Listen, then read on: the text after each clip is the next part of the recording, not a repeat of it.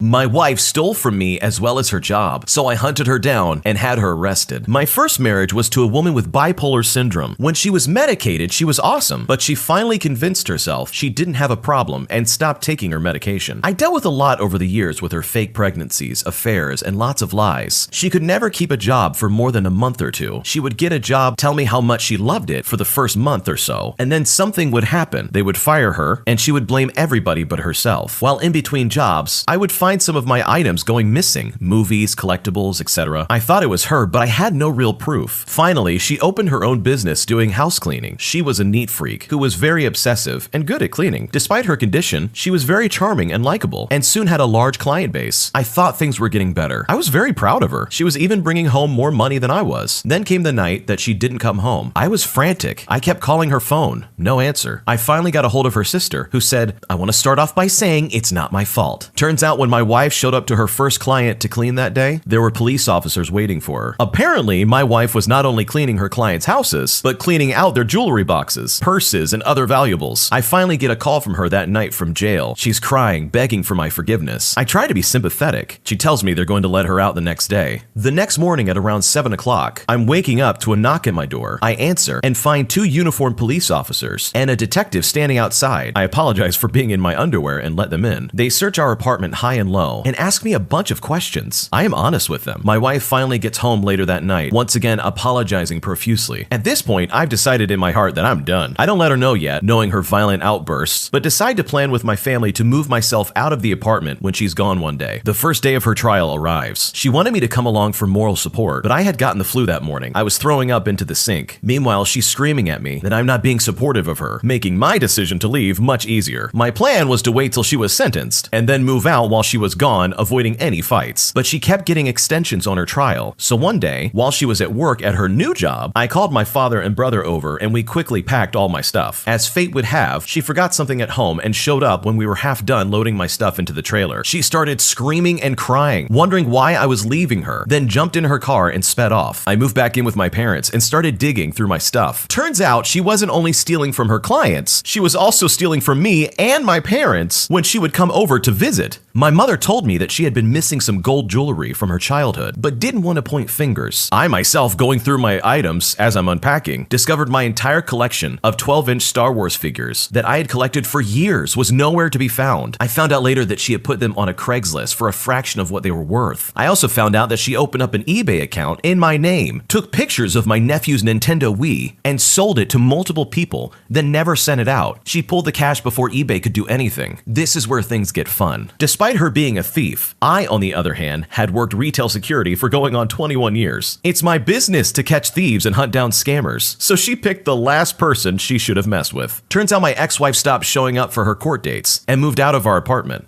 She vanished. The courts couldn't find her, so I started digging. Found out that she moved in with the ex-girlfriend of a friend of mine, so I opened a fake Facebook account under a random name. I friended her new roommate. She openly began talking about my ex as her roommate, confirming that she lives there. I told her that I had a bunch of Twilight promotional merchandise. I wanted to send them. She happily gave her address. I called the county sheriff's department and informed them that I knew where a fugitive with warrants was hiding out. They showed up and arrested her on Valentine's Day. She ended up spending the next several months in jail while going through her trial. She was convicted of 5 felony counts of theft and ended up being sentenced to 8 months in prison. This story is absolutely insane. The fact that this lady was stealing from her husband, as well as her husband's parents, as well as her clients for her cleaning business, is such a violation of trust. But it seems like she stole from the last person she wants to mess with. This guy working in retail security for 21 years is no joke. Some of these men and women who work retail security are some of the most grizzled, toughest people in the world. They can handle the Karen screaming at full volume. They can deal with the tough guy who's getting up in your face. They simply don't care. It's such a sad state of affairs that this lady resorted to stealing just to make a quick buck. She even had a fake eBay account just to sell and then steal the money from the people she was selling to. That is nuts. In the end, she got exactly what she deserved. 5 counts of felony for theft is nuts. That's something that doesn't just go away from your permanent record. That's there for life. I love this type of revenge story. It goes to show you that sometimes you might get away with a little petty theft, but one day you're gonna steal from the wrong person and things are gonna go south. Somehow, I'm the bad guy. I still don't understand this. A few years ago, my college was hit by a violent storm. There were so many down power lines hiding under the leaves that we weren't allowed to leave our dorms. Many of us had no heat or power, and several smaller dorms had to be evacuated, one for the whole semester. Maintenance were all working around the clock, and it still took days to fix everything. Since we had some time off from classes, my boyfriend's best friend invited us to his girlfriend's dorm for a couple's night. I had never met his girlfriend before, but I'd heard some bad things. She lived in my old dorm, which was a converted apartment building with a few hundred students living inside. Each apartment had a full kitchen, complete with a gas stove. The girlfriend's apartment was at the end of the hall, and when my best friend and I were 10 feet away, we were hit by an awful smell. We hoped it wasn't coming from her place, but when she let us in, it got so much worse. She apologized for the smell, said it started after the storm, and that she'd opened the window to try and get some fresh air. The four of us were making some small talk by the kitchen, because that's where the window was, when her roommate came back and started complaining about the smell. She said she was going to light some candles, and then it hit me. I asked if they checked their pilot light, and they had no idea what that was. I checked it, and sure enough, it was out, and had been out long enough to stink up the 3-bedroom apartment and the hallway. I told the girlfriend we had to call maintenance, and that this was a serious issue. She said that there's no way I could know the pilot light was out because I didn't have any repair training, and that I would be wasting maintenance's time, and that I should just relight it if I was so sure. It had been leaking for hours, so of course I wasn't going to do that. She then argued that it was fine because she didn't use the oven, so it could wait for a couple of days while maintenance fixed the storm damage. She refused to call maintenance over what she called a little smell, and said I was acting like I was entitled to their time, when they had better things to do than baby my sensibilities. She said if it was such a big deal, we could go to her boyfriend's dorm upstairs or just light some scented candles. No! It started as me judging her for a smell she couldn't control, then about her not wanting to bother anyone, then became me treating maintenance like servants, which she would never do. I explained over and over that this was far bigger than my comfort, what a gas leak was, and that emergencies like these are exactly why there's a 24/7 maintenance line. Both my boyfriend and hers backed her up and told me to let it go because I was spoiling the night. I ended up calling maintenance myself, with her yelling apologies into my ear. I literally had to open her apartment door to get the number because she refused to tell it to me. Maintenance was there in less than 5 minutes. The girlfriend apologized to him repeatedly. I kid you not. She was almost in tears, shooting me nasty looks. She told him over and over that it was my problem, that she didn't mind the smell, and that she was sorry for wasting his time over something so small, but some people just wouldn't let it go. He laughed, then realized she was serious, and stared at her like she was stupid. He told her she should have called sooner, because he could smell it from the elevator, and reiterated that it was incredibly dangerous to ignore a gas leak. If it hadn't caused a fire, she and her roommates could have suffocated or gotten sick from the gas. It took him under 2 minutes to shut off the gas. All in all, it took 10 minutes of his day and saved the building. It turned out there was something wrong with the pipes in the building, and he'd spent half the night turning off people's ovens. The girlfriend spent the rest of the night complaining about how obnoxious I'd been, saying she could tell how annoyed the guy was. The rest of the night, she repeatedly complained about how entitled it was of me to call him in, to do his job, to stop a gas leak, and keep the building from exploding, which he was already in the building to do. Later, my boyfriend chewed me out for always needing to be right, and alienating her as a friend. Turns out he also didn't know what a pilot light was. Somehow, we did end up becoming good friends later that year, and she brought up the gas leak all the time. Whether I didn't want cheese on something, I'm lactose intolerant by the way, or vented about a coworker, she threw the gas leak in my face as an example of me getting upset because I couldn't have something my own way. At one point, she literally said, maybe I liked it that way. She refused to understand that she was putting her life and the lives of others at risk. And it was literally the maintenance worker's job to fix it. None of us knew how to turn off the gas, and we could have ended up causing a bigger problem by trying. Every time we hung out with a new person, she would tell them this story to show how demanding and out of touch I was with the working man. Yeah, My school had a bunch of communists. Really, they were rich, and I'm talking stupid rich. Kids who like to pretend they were communists because they cut Gucci tags out of their shirts, or push printers out of windows because they didn't want to store them or carry them downstairs to donate them. Some of them gave her the same look as the maintenance guy, but others looked at me with literal disgust. Even when I explained how dangerous gas leaks are, even when other people backed me up, even when she Googled it, she still complained that I had inserted myself into her business, mocked how she kept her home, and wasted maintenance's time. Yeah, I prevented an explosion in a building that housed about 500 people, yet I'm the bad guy for complaining about a smell. Obviously, we are not still friends. It's crazy to me that this lady would be this stubborn about a gas leak, that she would prevent other people from preventing an explosion. It's absolutely insane. Leave a comment down below. What would you do in that situation? Our next story is about a teacher who's super entitled. So I work in the Department of Education in a theater in Europe. My department runs various workshops, including some for groups of children who come to visit. One day, a school group came from a town far away from us, a few hours' drive.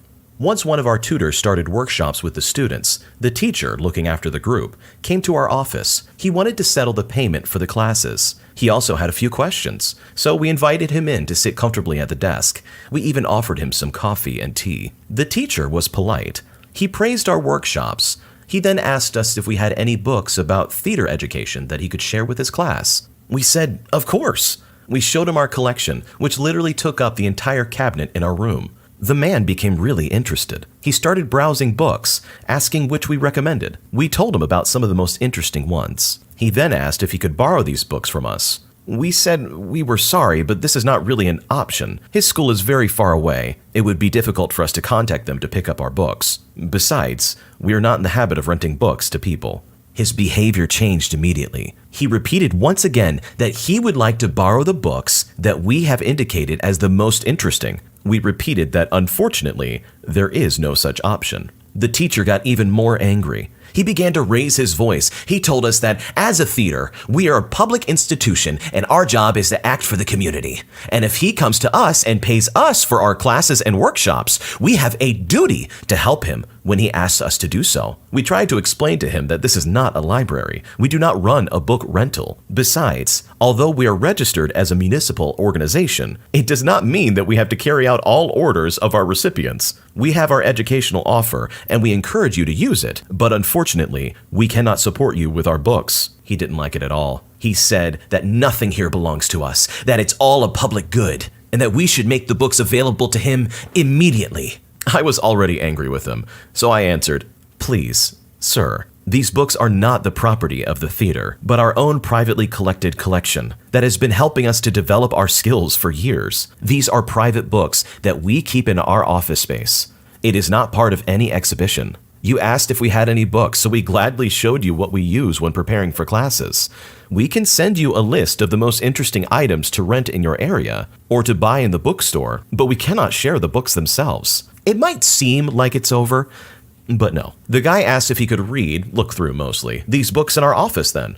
I replied that it was okay, but I would like to ask him to hurry up, because his group of students will soon finish their workshop and will go see the theater. As their guardian, he should be present with them. The teacher nodded and made a gesture waving me off, and he started flipping through one of the books at the desk.